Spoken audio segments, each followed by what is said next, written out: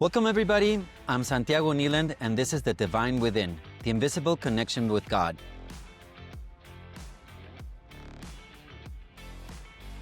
In this episode's topic, we're going to be discussing Jesus Unshackled, the courage to emerge. And really we're going to dive into who he was, his full life, and try to understand him in all ways possible so we can really get the best out of him. So who was Jesus before religion built institutions around his name? And what happens when we rediscover the simple, revolutionary way he lived? Today I'm joined by acclaimed artist Stephen Sawyer, whose paintings have reimagined Jesus for millions around the world. After decades of inspiring Christians through his artwork, Steve found a deeper calling through the Unshackled book, sharing the religion of Jesus, a life of love, service, courage, and direct relationship with God, with people of every background and belief. Together we'll explore the difference between following Jesus and simply talking about him, the courage it takes to make unique contribution, and why Emergence isn't just a theme for our conference. It's the invitation that every soul receives.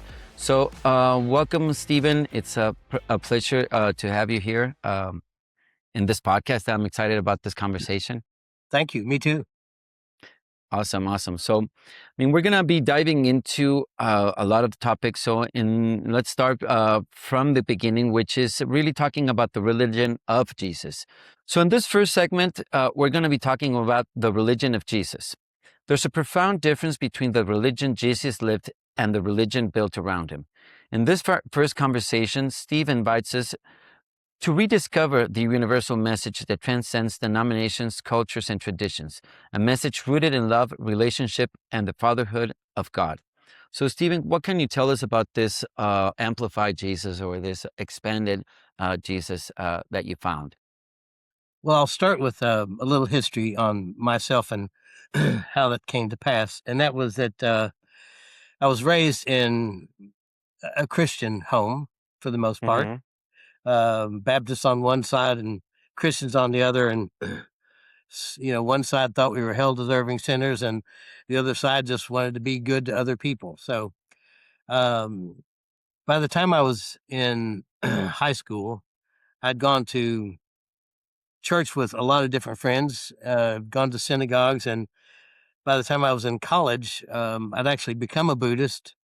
And by the time I got out of college, I'd worshiped with a best friend that was a Hindu, and actually became a lovely version of being a Muslim that's an Indonesian variant of it.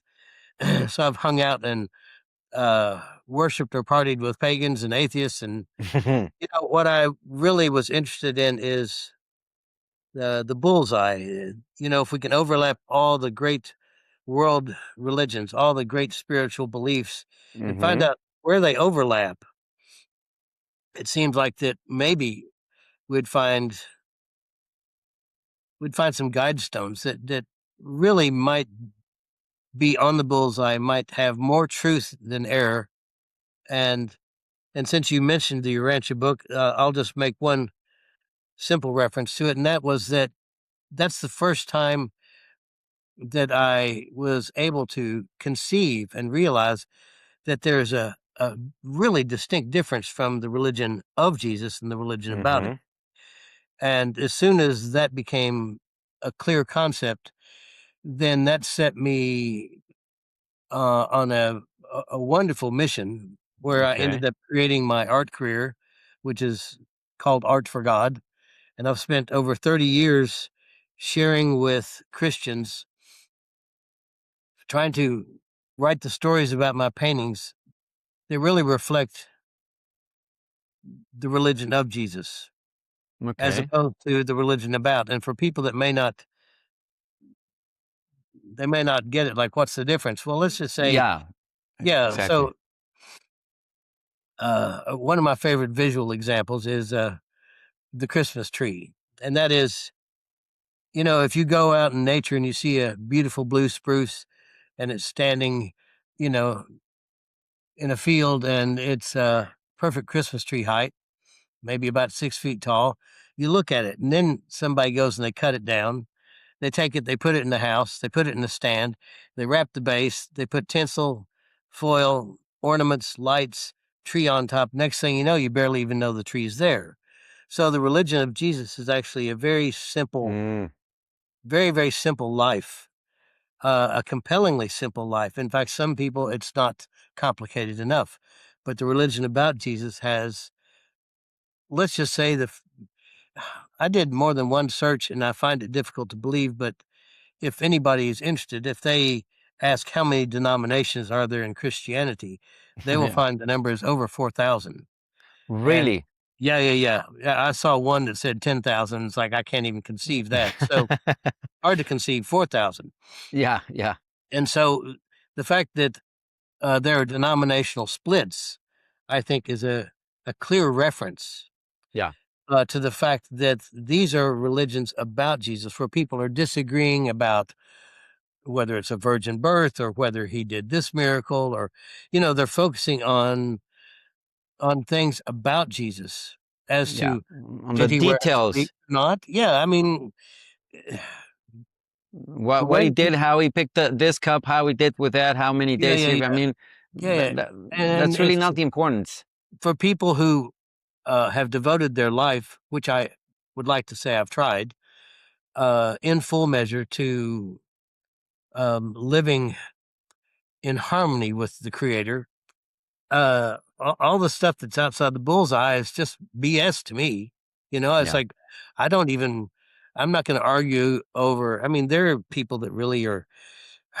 They use the Bible and have tremendous arguments about whether there's free will or predestination. It's like I don't care. It doesn't matter. I mean, I can argue with them, but what does that have Eh, to do with learning how to treat other people the way Jesus asked us to treat other people? Learning to forgive, learning to have mercy, to be patient, the fruits of the Spirit, and actually making that the centerpiece. Because when we look at all the great religions, I mean, Buddhism focuses a lot on suffering, and I get that.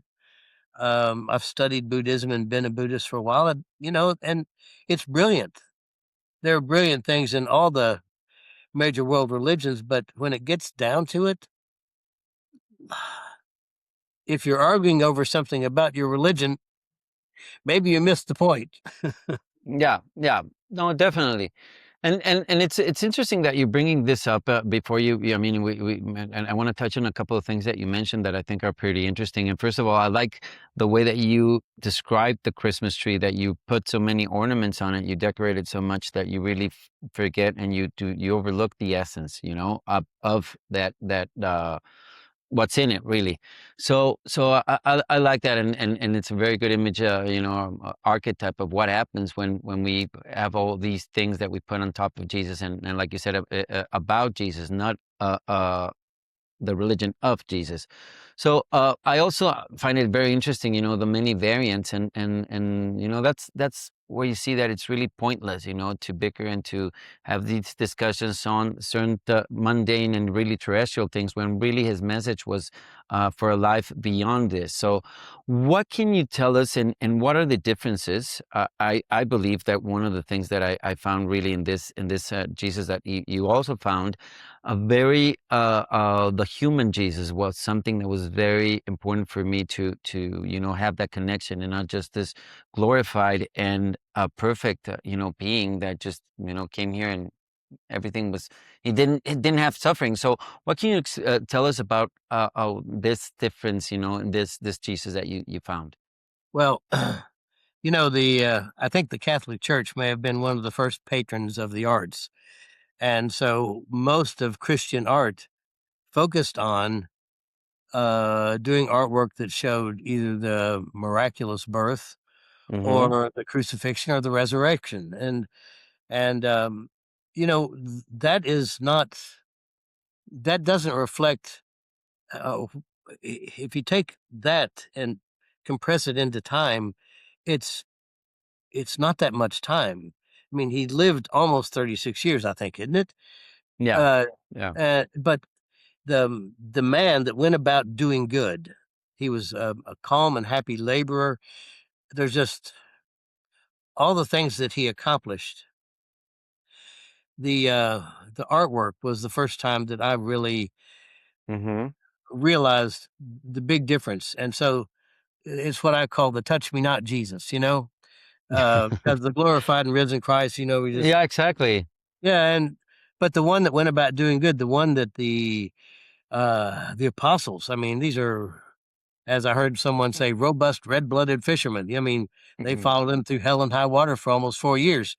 Yeah, yeah, They're the man that took care of his mother, even while hanging on the cross. Uh, yeah. the man who, when everything imaginably horrible had been inflicted upon him, still had time within his spiritual life to say, "Father, forgive them, for they know not what they do." There's this. Exactly. This is this is a completely love dominated. What a man! I mean, Yeah. And yeah, he was a man, and that's the point. yeah. Even though he was divine and he was of divine origin, he was a man, and that was the whole point of his experience here. So, right? I agree. I mean, how can he fairly say, "Follow me," if it's not a level playing field? He had to Exactly. make personal free will choices by the same means that we have. This is Otherwise, very he wouldn't have important. the right to say, "Follow me." So This is he made important. Yeah. all those spiritual moral decisions on his own. He wasn't, I mean, he avoided doing miracles, and Yeah. and people that there are some folks who believe in Jesus because he did miracles, That's but beyond the point. Yeah. yeah, but for some people, that Yeah. that means a lot. And for me, I think that if he could have done it without any miracles occurring, I think he would have. Yeah. Uh, Yeah. but the ones that I like are uh, when he did it, like the healing of the guy with the withered hand. It's like, well, he broke a great Sabbath law. It's like, you know, who's more important, the ox or the Yeah, human? exactly, Oh, exactly. And that's really a very vivid and practical image for everybody, up to our days to understand that, what a difference it is to really, it's not the law. And when you just get oppressed by the law and, suffocated by the law, it's yeah, pointless, yeah, yeah. it's for serving, it's really serving what he did. Jesus said, uh, the law was made to serve man, not man made to serve the law. Something Exactly. like that. So I think the biggest problem that we face, those of us who really find that the way in which Jesus incorporated his life with the Creator, is how can we present Jesus of Nazareth without sounding Christian? How can we share this amazing human? Hmm. How can we find the right way to share it so that we don't offend people who have been offended by organized Christianity? And I'm not against Christianity. I'm not. On the Uh, contrary, I think yeah. it's a building block. It's that scaffolding that was necessary, and Hmm. even and this is, let me just make this point which I think it's very important, and something that I learned from moving from Mexico to Spain. The conquest. There's a lot of debate going on and whatnot, but really I view that Christianity and maybe that time of the world had to be necessary as a civilizing factor. Because before that it was really, you had human sacrifices and cannibalism. So Yeah.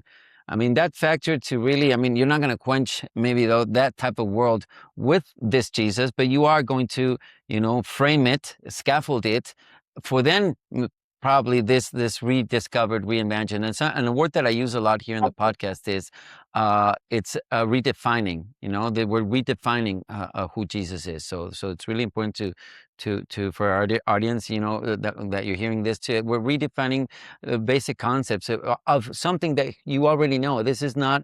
I always say this is not your grandmother's Jesus. So it's a version that's really beyond that. Just a version that you have that your grandma told you about. So please continue, Stephen.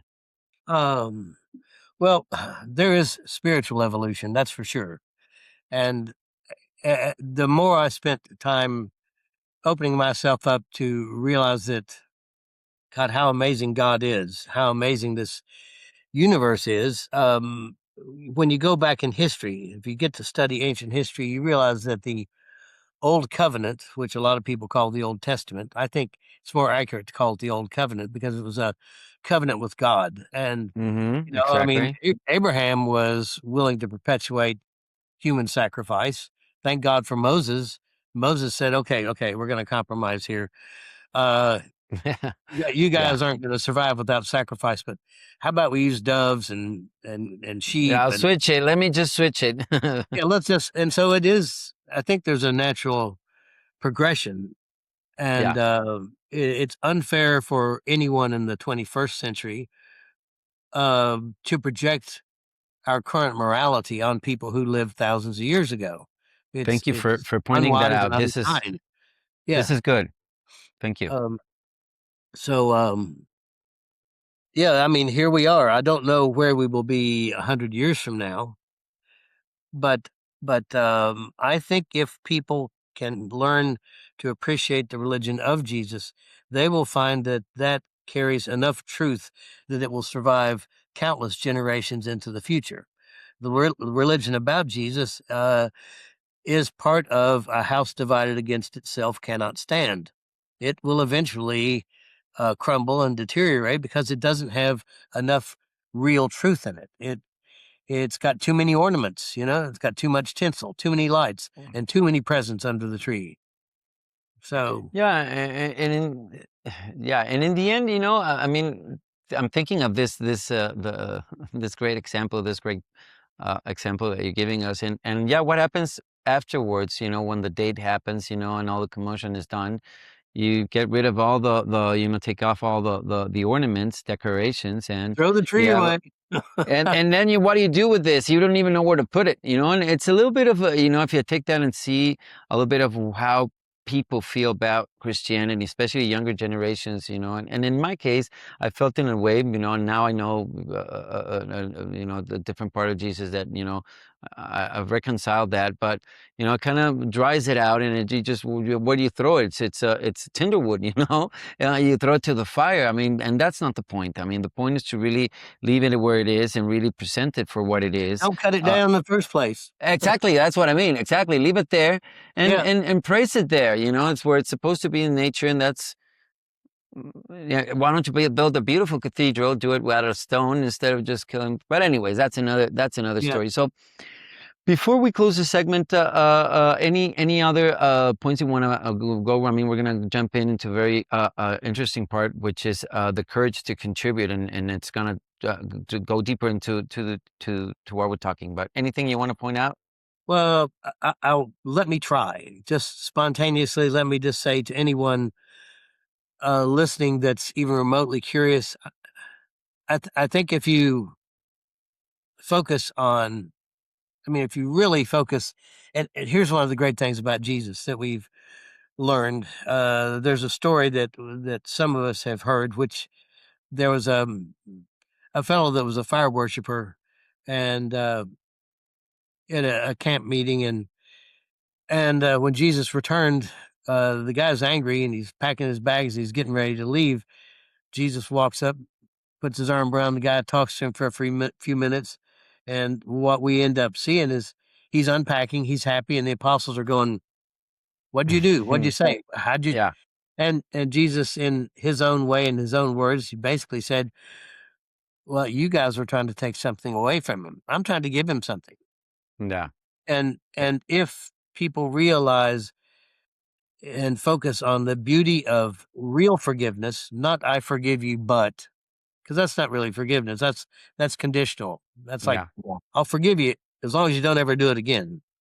yeah. Real forgiveness, real loving, unselfish service, because service is sacred, and that certainly goes into the conversation we're going to have about making a contribution. So, Thank you. yeah, You all you right. you left everybody with a seat there to follow us in the next segment. So stick around. We're gonna find out. Every person has something only they can bring to the world. They are unique. The Father created them that way. He gave them personality. So we'll explore the moment a single sentence challenged Steve to step forward, and why spiritual growth often begins the moment we stop waiting and start answering our own unique calling. So tell us about your own unique calling and what is really God asking of us in that sense?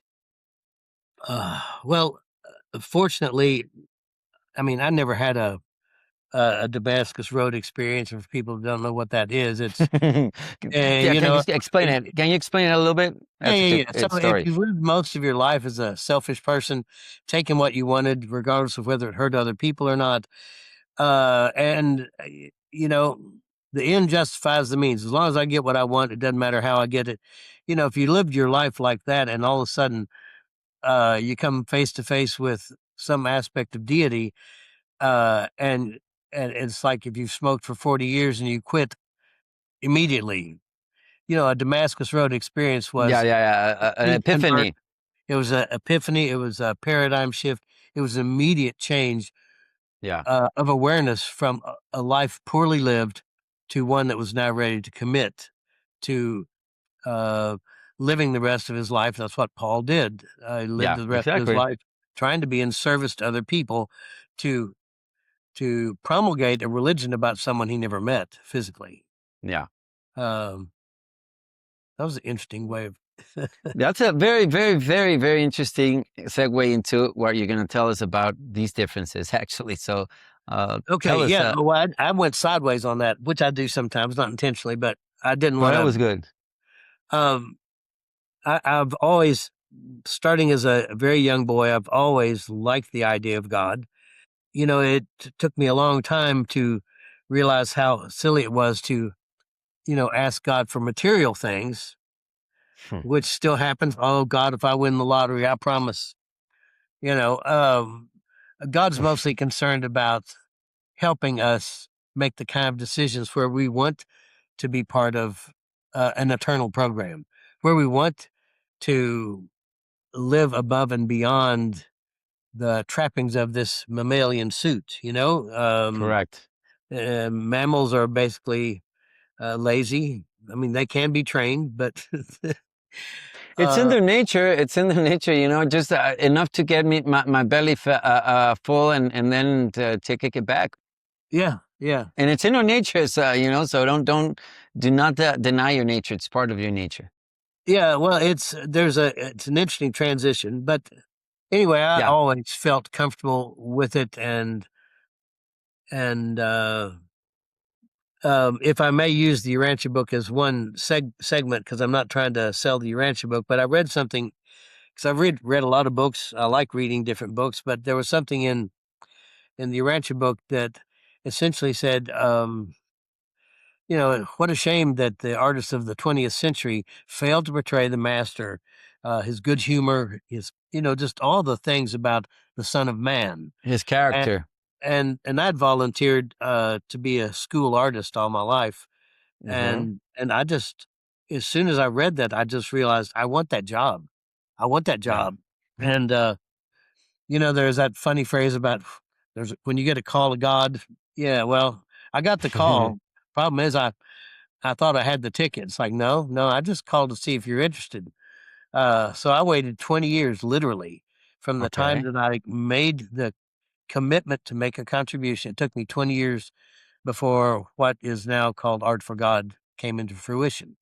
So I was in my Okay. 20s when that happened. So it was quite a challenge for an impatient young man to go through the hundreds of different steps. And that is The I think speed there's that you have to mature of, that you have to grow, and I think that's what happened. When you have that commitment, and I can relate a little. I don't know your story, but I can kind of relate. When I had that, personal and around my 20s as well, beginning of my 20s, had a commitment to find God, and I yeah, tell this story a lot of times. I found that, really the God that I found in the Catholic Church.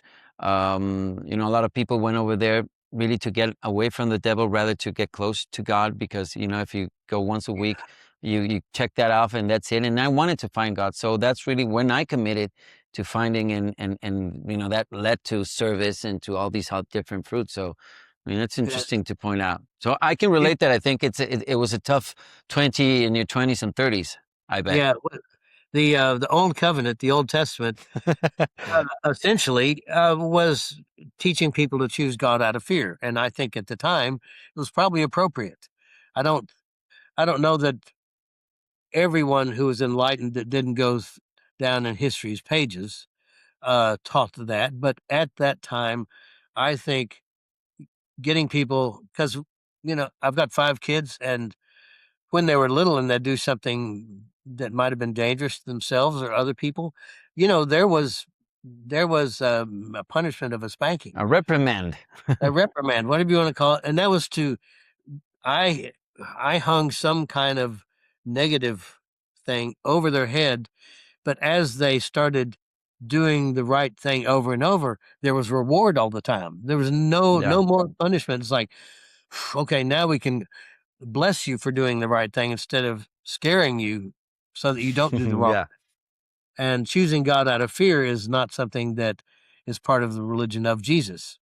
And the Exactly. fear of Exactly. going to hell, well, the bottom line in that regard for me is I don't really care. If somebody chooses God out of fear and they treat people the way Jesus said you should treat people, suits me. It's fine I for don't me. care. Yeah. Yeah. Because the Because it's in bottom their line, actions. yeah, It's the in their bottom actions, line, really. yeah, by your fruit shall you know them. So, Yeah. um, I just think that if somebody is that capable that they can live a splendid life of loving unselfish service to others and still believe that they're afraid of God, think what they could accomplish if they weren't afraid. That's a good point. Really You good know, point. Yeah. uh, it just like Jesus said, "You call me master, but I don't call you slaves. I call you my friends." And God's looking for partners, friendship, and it's not easy. And the fact that it took me 20 years to actually be I'm just guessing that I wasn't spiritually qualified at that time, and it took me 20 years to get to where um I could respond and create the kind of paintings that reflected what I said I was Hmm. volunteering for, right? Because You had when to I build first that experience, that wisdom, that acumen through your life, and because that's the whole point. It's experience that really gives us that perspective. So I mean, you didn't have that. You had to live those 20 years of experience to really yeah, hone that in, right? yeah, it's not over. But there's some people that are angry that they're a caterpillar. It's like, I want to be a butterfly now. They don't want to go through the metamorphosis, the This is transition. a good They point. don't want to pay the price that it takes to elevate the material mammalian mind to where it is more receptive to that which is spiritual. Takes And this is sacrifice. let me make a point because there's I mean in the Mesoamerican mythology I love the concept of the plumed serpent and the concept there and one of the things that I point out is how it's a whole point of the reptilian animal that and and all the connotations and archetypes that you find in the Bible with Adam and Eve and there's always something bad happening with the snake. He's never up to any good. So you have that concept with that you start off, and the plume serpent is that process, that evolution, and there's actually many archetypes in between. You go through that process of becoming when you get to being an eagle. And what's an eagle? Really, an eagle, what it does, it really overlooks everywhere. It has a power, it has a vision, especially that's a vision, that's what you gain from the eagle, the vision, and it just hovers when it's I mean, really what an eagle does, it doesn't really even flap its wings. It just uses a currents to Yeah, hover and so this is what we're talking about. If you want to see a progression, archetypical progression of what you're talking about, the mammalian to the spiritual. So just yeah. wanted to make that point and please continue because this is really, Well, I really mean, interesting. the Buddhists have a lovely perspective. They call it being a detached observer, which is kind of like Uh-huh. being the eagle, right? Yeah, Instead of exactly. automatically reacting, you observe in a thing called NLP, which is neuro linguistic programming. Mm-hmm. Uh, they have exercises where we can walk people through a timeline of their life, and when they hit a moment that's a crisis moment, we have them uh, on the screen, and then Mm-hmm. we have them in the audience, then we have them in the balcony, and then we have them in the projector room. So it's creating that detached observer to observe it with a certain amount of distance. Yeah, which to put helped me. perspective and distance into what's happening. I think that's really important because if not, and that's another interesting concept. You know, there's another part in this cosmology, especially the one about the Mayans. They call the dream spell, and it's like we're all actors. You know, we are. I mean, our essence is something different, but we have a play.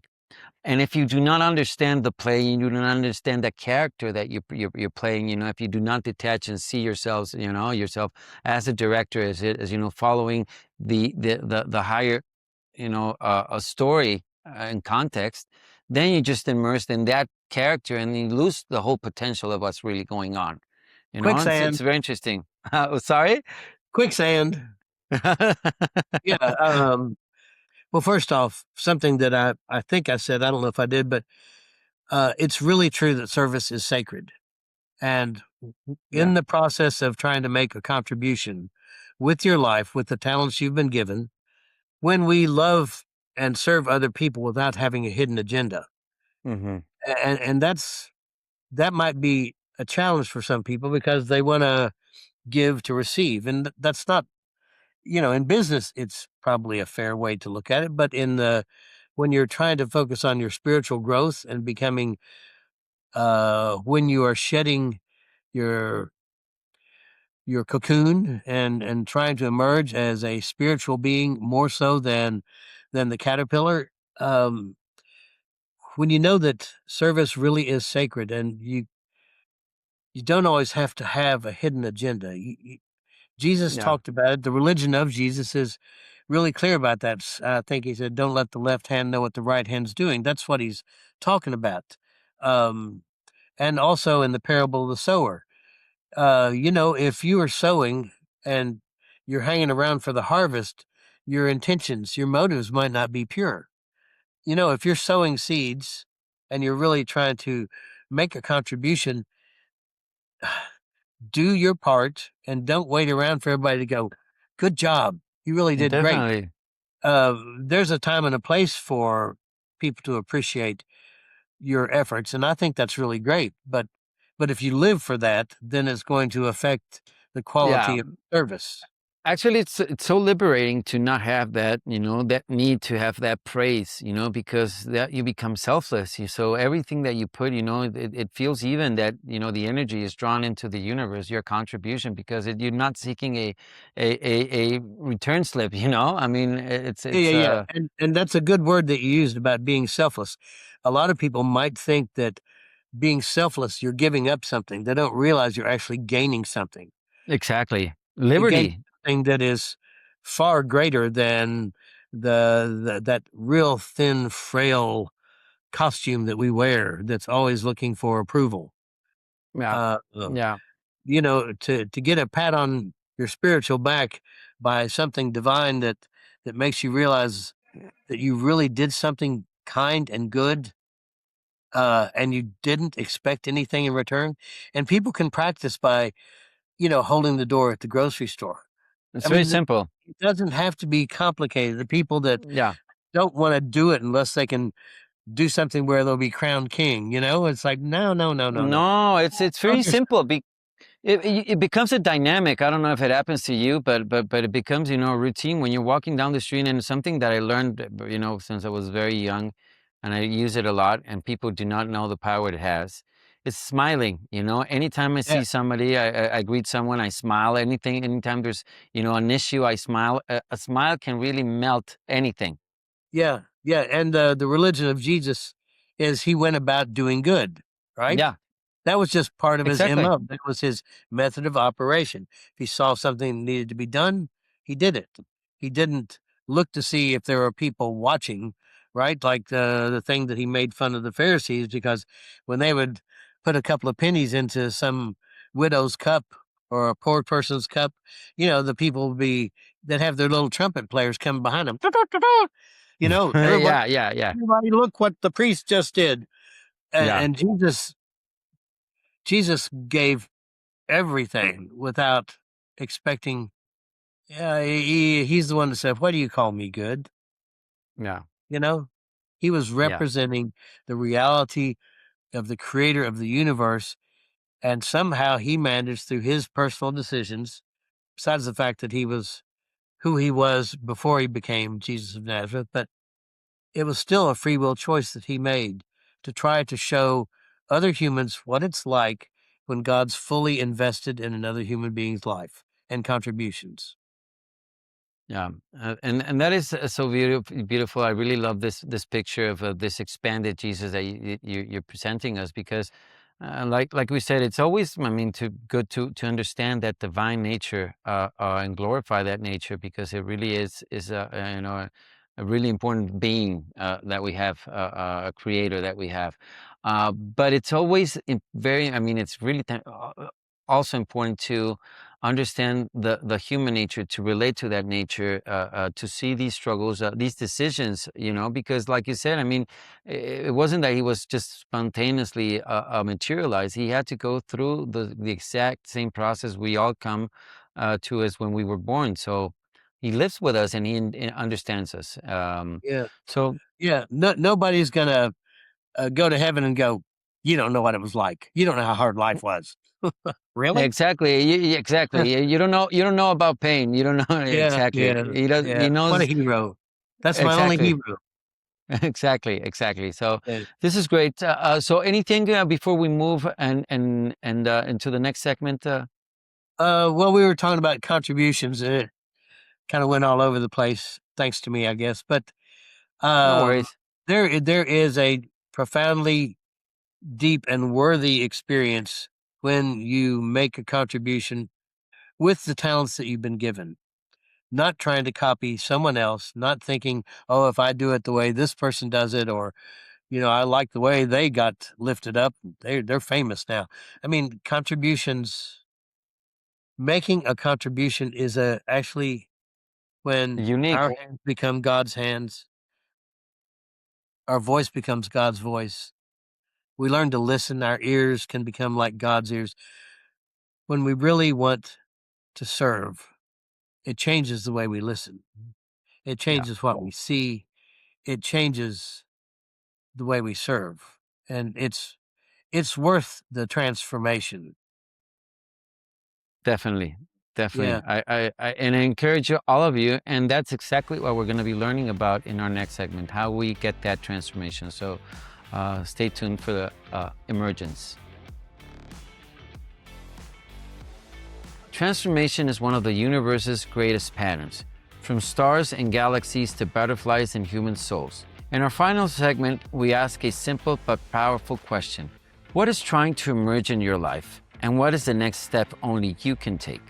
So really, what's all about emergence, Stephen, and how can we because I understand this point and I can now understand it. That's my point. But well, for a long time I didn't. How can we understand that we have a unique talent and that we have a unique emergence? Um, like you just mentioned in the last segment, to becoming listening like God, seeing like God. How is that process, and how can we, you know, be the caterpillar, you know, in its full extent, and in order to become, you know, the fuller butterfly in the future. Wow. Uh, uh, I don't know if your folks are familiar with the word covet. Okay. Sorry. There's a phrase that says, "Thou shalt not covet." Um, and what does that mean? That means you want something someone else has. And it's interesting because the flip side of that coin means you don't think that you're good enough as you are. Okay. So if a person is willing uh, to accept who they are, to accept their the environment in which they were born, the genetics that they had, Mm-hmm. and realize, there's always somebody smarter. There's always an artist that paints better than me. Um, If that's your measure, and you know, of course, there's always going to be somebody. There's always a bigger fish, yeah, right? yeah. And if we spend our lives comparing our lives to others, we will always be disappointed. And expectations, unfair expectations lead to a lifetime of disappointments. And how are you going to how are you going to make spiritual progress? How are you going to make that kind of contribution? How are you going to make the transformation spiritually from the caterpillar to the butterfly if Yeah. you're not happy with the kind of butterfly you think you are or the kind of caterpillar you are? I want to be a monarch, blah, blah, blah, blah, blah. I want to be a viceroy because they look like monarchs, but they don't have the same problem. Just, I feel like a uh, viceroy.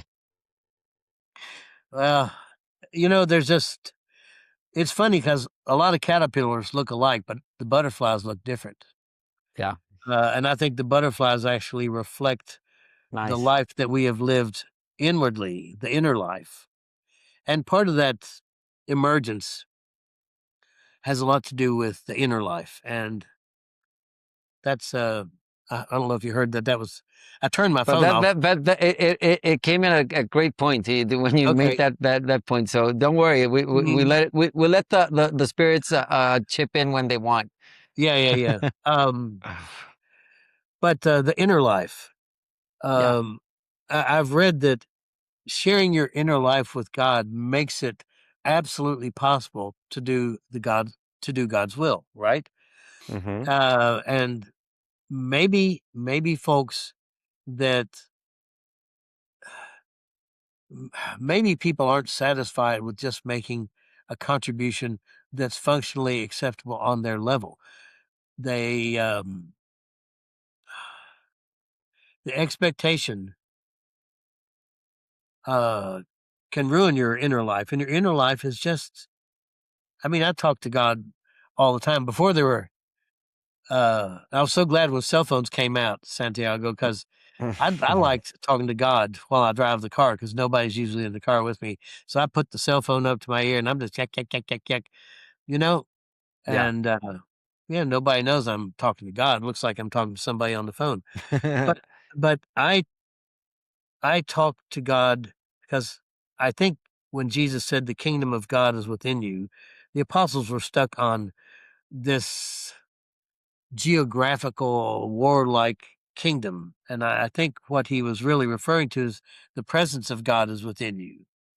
Definitely. And I talk to God like he's my best friend.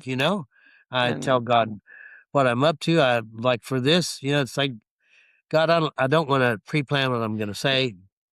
I it's a just want to be communion. honest. I just want to talk and be honest, and maybe what I say might be of service to somebody. And if we do a broadcast and it actually inspires somebody to give God another chance or to give the religion of Jesus another chance, then the whole broadcast is worth it, right? So the contribution, it's really important not to get egotistically attached to it, because if you make the contribution thinking thousands of people will appreciate it, when in fact you might have done something for just one person, and that one Yeah. person is enough, Yeah. absolutely enough. If you're A serving profound God, transformation. Yeah. A profound transformation of one person is enough. yeah, I totally agree. yeah, me too. Yeah. So Yeah. it's interesting because you were talking about what happens and you said the expectations. So we do have expectations, and that's really a little bit of what ruins it. And I mean, I know not nowadays the expectations, because we have the palm the world at our palm, the expectations, from the ones that you and I grew up, where we didn't have that.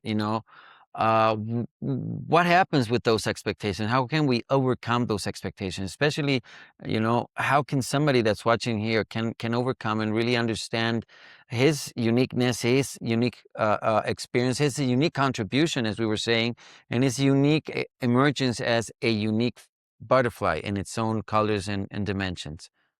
Well, while you were talking, I was listening, and I have an idea, and I hope that this folds nicely into what you asked me, because and this may not sit well with some really conservative Christians. However, Okay. if you'll bear me out, I'd like to say that one of the most unkind things that has been perpetuated is this thing about the fall from grace. I'm Okay. not saying that we haven't made mistakes. I'm not saying whatever the truth is about Adam and Eve. I'm not talking about whether, you know, I'm not talking about the rebellion or anything like that. All I'm saying is think about how amazing and what a gift it might be to consider that you were born imperfect on purpose and that it's This a is gift important. because thinking, I mean, if your foundational spiritual beliefs at the very basement in the foundation, you are believing that you're a hell deserving sinner and that there's a fall from grace, it's really difficult to wrap both your arms around the religion of Jesus because what we give to God, if we were to accept the fact that we were born imperfect on purpose, how does that play out in the religion of Jesus? And what does God get out of that? Instead of thinking of us as, oh boy, did they ever screw that up? And now they're just a Yeah, I lifetime have of to deal with these guys. a Uh, lifetime of shame and yeah. guilt and I sent Jesus down and they killed him, but I did that on purpose. So what we can give God, if you accept the possibility that maybe it's one of the kindest things ever to realize that we were born imperfect on purpose. One is it makes it very easy for you to forgive yourself. Secondly, we have the tremendous gift and the power to use our free will to choose love over hate, to choose forgiveness over resentment. Uh, I mean, The that's choice. The choice, it's in us. there are beings that are perfect and they might be naturally kind, but they never had to choose love over hate. They might be naturally courageous in some sense, but they never faced utter destruction and had the courage to rise above it. They don't know what that's like. Think about the presence of God living within us, having the ability to experience somebody committing to a relationship where we choose love over hate and forgiveness over resentment and all those things. Then you realize, wow, I'm really making a contribution because God gets to experience something that a divine, perfect, infinite, eternal being otherwise might not be able to experience unless he trusted us, some of the worst, gave us part of himself and allowed that relationship to grow by moral choice, by loving unselfish service. And all of a sudden, this little thing is starting to breathe. This little fragment of God, the kingdom of God that's within us, has a heartbeat. And the more we love and serve other people unselfishly, the bigger it gets, the stronger it gets. That's when it's like we become a God suit. We're not God. We'll never be God. But we can become the living embodiment, hoping to serve other people on the same level to the best of our ability, as did Jesus of Nazareth. Total, loving, unselfish service. What a man. What an amazing man. And that's not Christian. That's not Buddhist. That's not Hindu. He was a frigging amazing human being at every turn, at every turn. Father, forgive them, for they know not what they do. Yeah. I mean, what kind of human being does that? I don't think I've got that in me to get beaten up, whipped, hung, up on a cross and still say, God, please forgive them. They don't know what they're doing. Genuinely apart, even, I mean that you're broken at that point, you're screaming for mercy, but still he had that nature of asking for our Yeah. well-being, you know? Yeah. It shows who he really was because it is in moments of crisis that we Exactly, reveal who we really are. And it's like, exactly. oh my God, this guy, even the centurion, the Roman centurion, when, Hmm. yeah, he says he smote his breast and said, this truly was the Son of God, something like that. Yeah, Uh, yeah. I mean, even the because most it harsh. wasn't it wasn't just multiplying, wine and Cana and when everything was fine and dandy that you're Yeah. preaching, you're living by that truth that you just presented. So this is a very important lesson that we see in the way of his actual death, the grace within his grace, in his death. Yeah. the way in you which he know? faced death.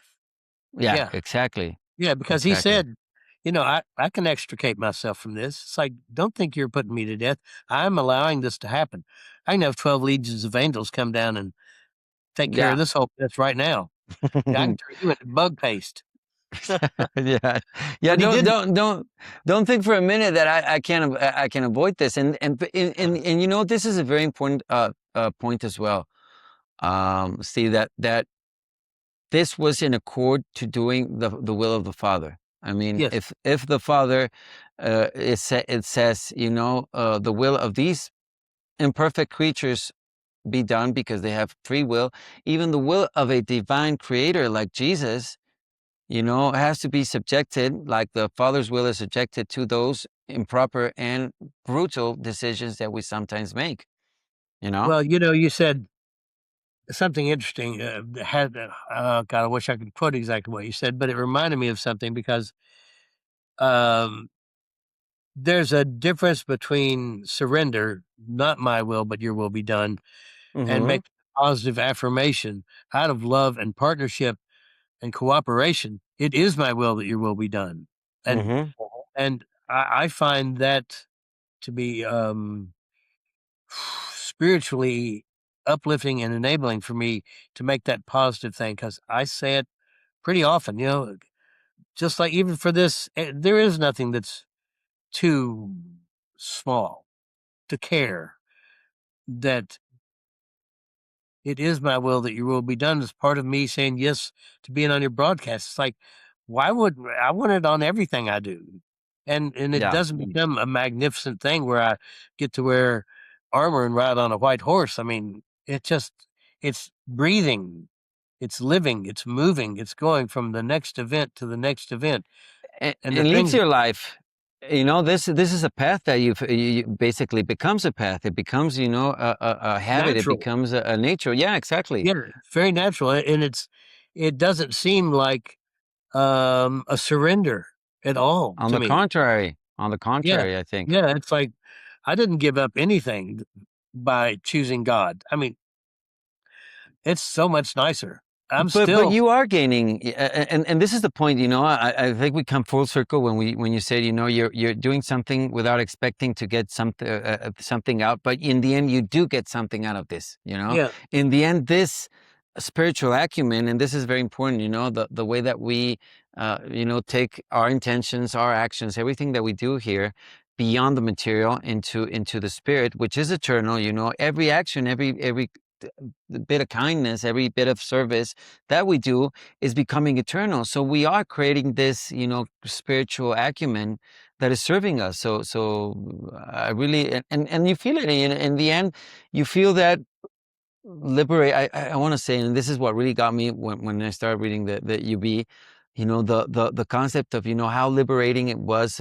when you know the structure of truth, you know, and this is something that's really interesting, you know, how that love of the Father goes full circle when you do good and when you serve your brethren. It's not that you return it just by worshiping and praising and whatnot.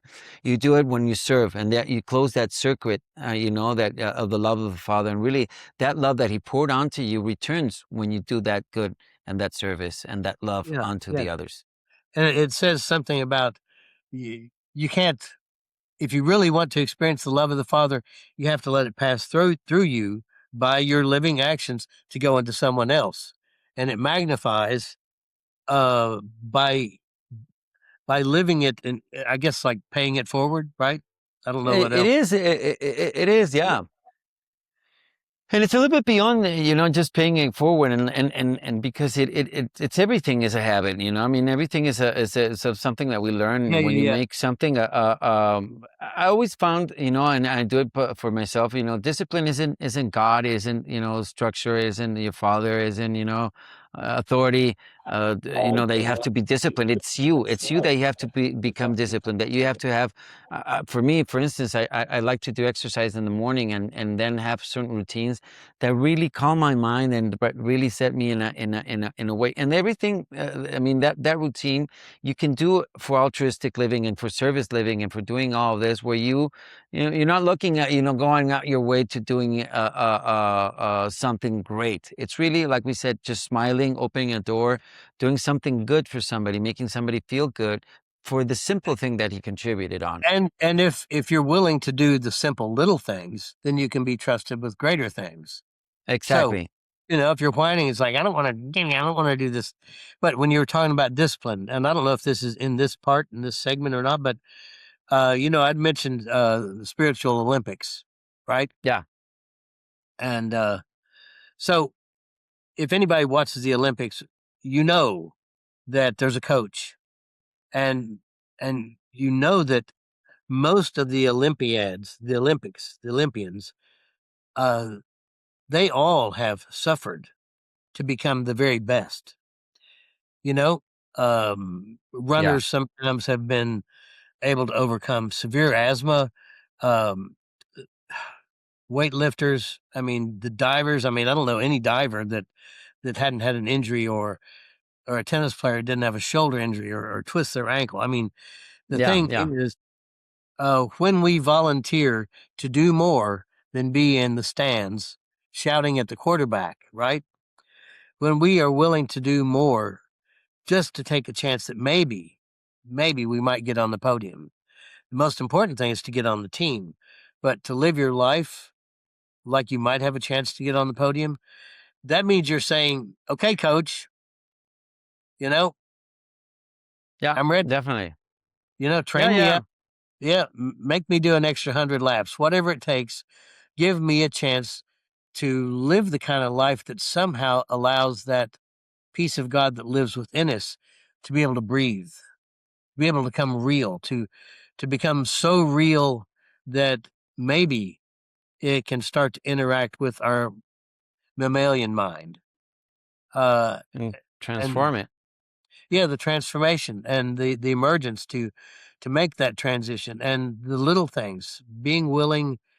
I mean, 20 years from the time I said I want to be the kind of artist that paints Jesus in a different way, to wait 20 years, for me, that was a pretty big deal. But there have been times I've had ideas, Santiago, for different paintings where I'd wait 3 years to find the model. And it Literally, has to be that way. I want to do this painting. And when I did, I mean, for my painting Calvary, it literally took 3 years to find an ex junkie who was saved by the grace of God, that was willing to push a needle up against his arm again to be in this painting. Oh, really? Yeah, and yeah, to find a black man that I wanted to be the Good Samaritan. I waited almost 3 years to find him, and all of a sudden, you get used to this rhythm where you're not impatient and you're not frustrated. Your expectations don't make you angry or disappointed. Um, You let time make its work its magic and do what it does. And I sometimes use this in a couple of other episodes, but it's like when you're putting up a puzzle piece. Sometimes you have that piece, but you can't put it. So you still can't put it because you haven't gone to that part. The picture hasn't really yeah, yeah, evolved yeah, to that part. So you exactly. need to wait for that in order Yeah, to put that piece. In order, yeah, and it's you. If you view yourself at that puzzle piece, you need for the whole thing to start to evolve and yeah, present yeah, itself in order for you to fit. yeah. It's like chess too. I mean, Yeah, God plays chess with millions of people over thousands of years simultaneously. And if we're willing to get on the board, it's like, I don't care which part I am. I don't care what piece I am. Just let me play. Let me get on the board. Let me do it. Let me be part of it. Let me find out what yeah, that feels like to say, here I am, Lord, send me, right? yeah, yeah. Awesome, awesome. Well, this has been really really good. So I mean, time has flown. We're basically done. So before we close, any remarks that you want to finish with, Steve, to our audience? Um, yes. Well, here's what I would say.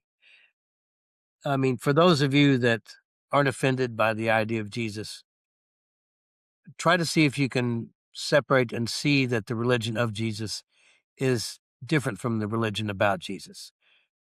And let that help guide your motives. If you are agnostic or atheist, then I challenge you to one lovely thing, and that is, there's something I read one time that says, wait a minute, material things have to be known before they can be loved, but Exactly. divine things have to be loved first in order to be known, which means the challenge is, uh, don't let organized religion, don't let the failures of humans that have tried to carry this torch of Christianity or Buddhism or whatever, because the Yeah. followers are never as good as the creators. But take a chance. Say, I Do don't not know be what. shackled. Do Yeah, not be yeah. Just shackled by those religions, about any yeah, institutional religion. They're good. They're good pointers, but do not live within them. yeah. So all I'm saying, the challenge is tell God you love Him. I It mean, is. don't be It is, and afraid. I it's mean, very if there's simple. no God, how can that be scary? You don't have anything to be afraid of. But open up for that smallest flicker of flame, just to see if maybe you're missing out on something that makes Yeah. happiness deeper, makes service sacred, makes life something that feels like it's already eternal. Awesome. Awesome. Totally double down on that. It's really important, and it's a small flicker, and we have it in ourselves. We have a fragment of God. It's the divine within. It's always in us, and it's just a matter of making it grow. And Yeah, and the great little, world religions all acknowledge, like the Atman, right? I yeah, mean, this is not a Christian concept. This is where the Spirit of God has reached out and touched people of all great religions for thousands and thousands of years. It's true. It's real. We just yeah, have to yeah. appreciate it, respect it, love it, and try to live our lives in a way that mirrors what it really and truly is. Awesome, awesome, Sam. Well, I think I can't make a better closing than what you just did. So, so thanks for being here. Yeah, I love that and the whole participation. So, for all of you that joined us, I hope this was worth it for you and really inspiring for you as it was for me. And remember to like, share, and subscribe. If you know people out there and tell them that we're talking about interesting things over here. Maybe they'll find something, a divine within themselves as well. So till next time, I'm Santiago Kneeland. Thanks for visiting. This is Divine Within. Take care and carpe diem. On the Divine Within podcast, we'll share real conversations to help you find a personal connection with God. My goal is to support your faith, growth, and journey toward discovering the divine within yourself. Join us to deepen your faith and spiritual journey.